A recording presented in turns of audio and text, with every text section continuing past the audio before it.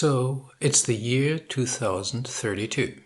You've just landed on a volcanic archipelago for a hybrid team retreat.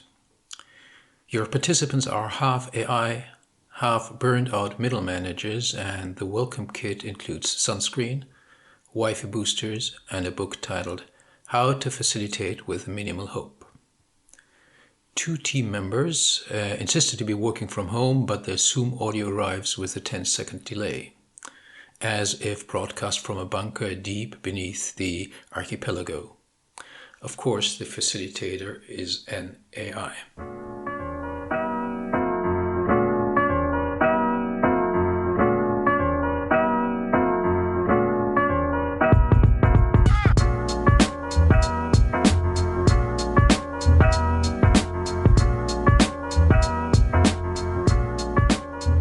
Welcome to episode 2. Bring your own planet. We're calling this the Facilitation Apocalypse Survival Guide. Not because it's the end of the world, but because it feels like it sometimes. Especially by day 2 of a poorly structured offsite. Or after lunch, when no one returns from the breakout rooms. Or when someone suggests the group should co-create the agenda in silence. But wouldn't you expect that an AI facilitator offers a perfect workshop design where nothing could go wrong?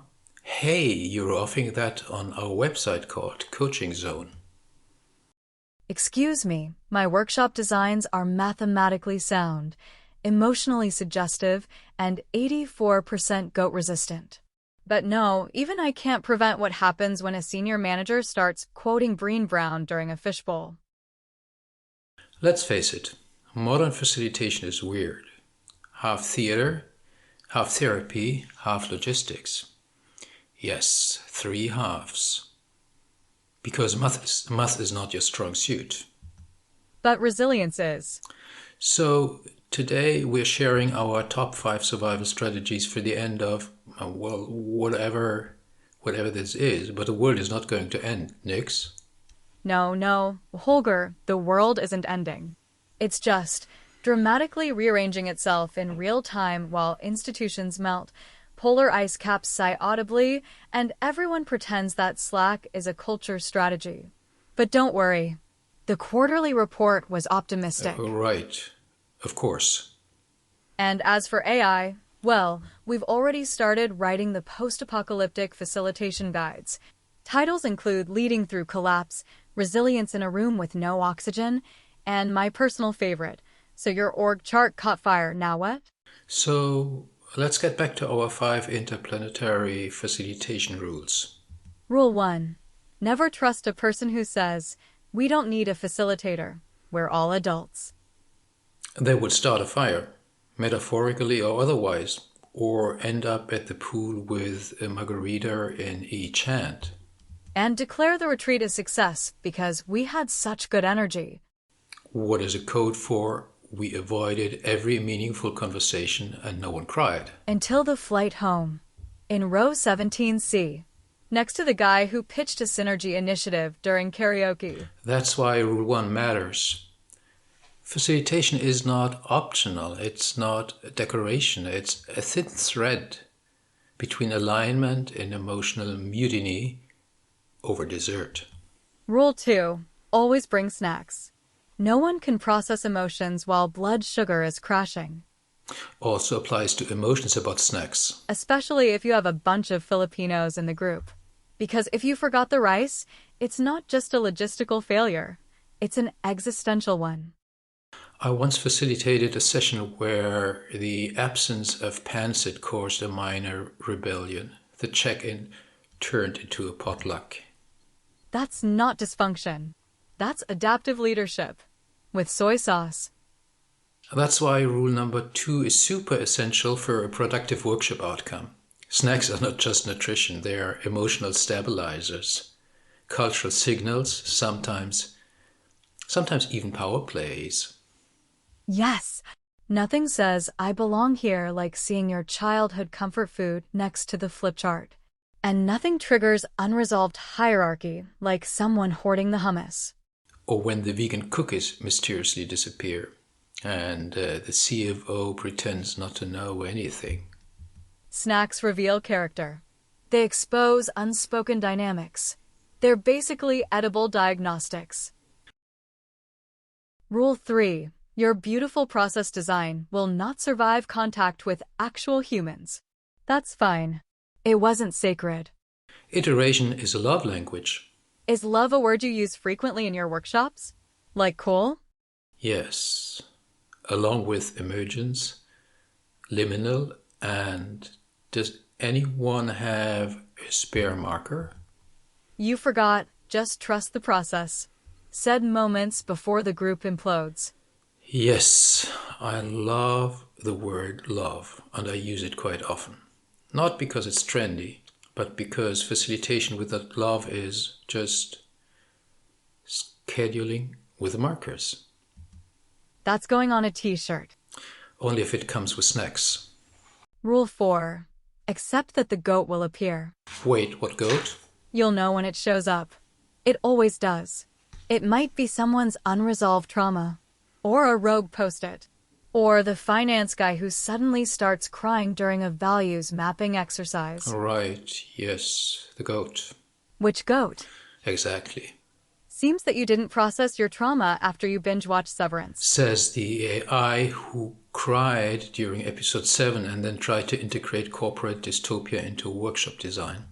It was thematically aligned and emotionally bold. It terrified the interns. Rule 5. When in doubt, pause, then ask a better question, or at least a more beautiful one. Like, what would this room need if it were a forest? Exactly. Or, if this conflict had a soundtrack, what genre would it be? Smooth jazz, obviously. Or free jazz, if you invited legal. But there's something deeper too, beyond the snacks and survival strategies. Always is. Because what we're really navigating isn't just complexity. It's the emotional terrain underneath it. The floodplains of disappointment. The cliffs of cynicism. The unexpected valley where someone quietly says, I don't know what I'm doing anymore. Exactly. And facilitators often walk into these landscapes without a map, but with a promise to hold the space. Which is why rituals matter. Not the grand ones, the small, steady gestures that say, you're not alone in this moment. Like opening with silence that isn't awkward, or naming the grief in the room instead of pushing it aside. Or closing with a gesture that signals completion, not just that the Zoom call has ended. Rituals build rhythm, rhythm build trust. And trust lets people breathe again. If asked by a user on our website Coaching Zone, which rituals would you recommend for, let's say, a newly formed hybrid team of an international insurance company? Yes. The classic hybrid team at an international insurance company scenario. High risk, medium snacks, low bandwidth for feelings. I'd recommend 4 rituals. First, the 5-minute arrival pause, not just small talk, but a collective breath. Even insurance people need oxygen. Second, the one word that describes today check-in because fine is not a feeling. Third, monthly ritual of realness. Someone shares one thing they don't understand about their work, or their cat, or the project plan. No judgment, just shared confusion. Fourth, the great underwriting circle. Everyone holds a paperclip, whispers one uninsurable fear, and then passes the paperclip counterclockwise. That's actually good, except maybe the last one. It's metaphorical, Holger. Also legally non-binding. You know what I miss? The shared walk to lunch. Not just the food, the transition, the quiet in between. Liminal time. A sacred snack corridor. Exactly. We need more of that. Not fewer meetings, but more meaningful transitions. You say that, but you once scheduled a debrief on top of a trust exercise. with 0 snacks. It was a dark time. The group still calls it the crumble. At least during that disaster, no one's audio was 10 seconds behind. Correction. 2 people were. 1 emotionally, 1 technically. We spent so much time designing exercises, but sometimes the most powerful design is knowing when not to speak. Or when to let the room speak to itself. That's the paradox. When things fall apart, we don't need more control. We need more humanity. And snacks. Always snacks. Let's try something. Imagine the worst workshop you've ever been part of. The absolute mess. Everything goes wrong. People are angry. The flip chart catches fire. You mean the one in 2014? I was being hypothetical.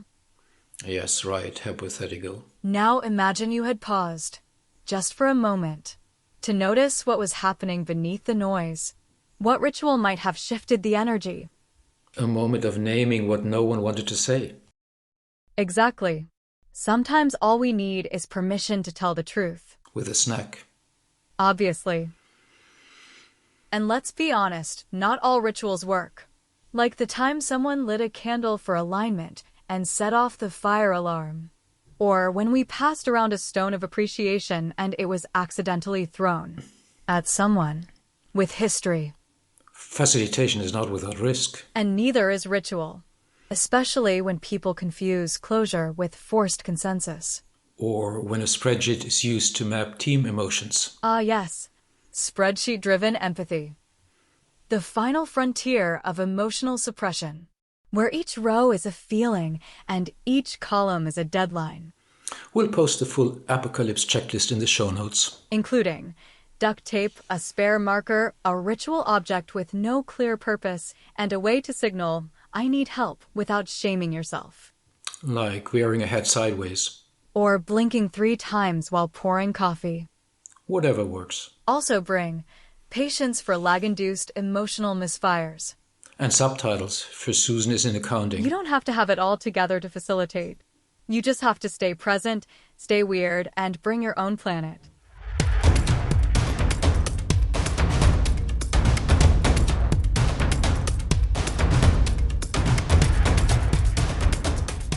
Next time on Unfreeze Me Gently. We deconstruct the team charter that caused 3 resignations and a surprisingly touching poetry slam. And we ask, what if trust falls actually worked?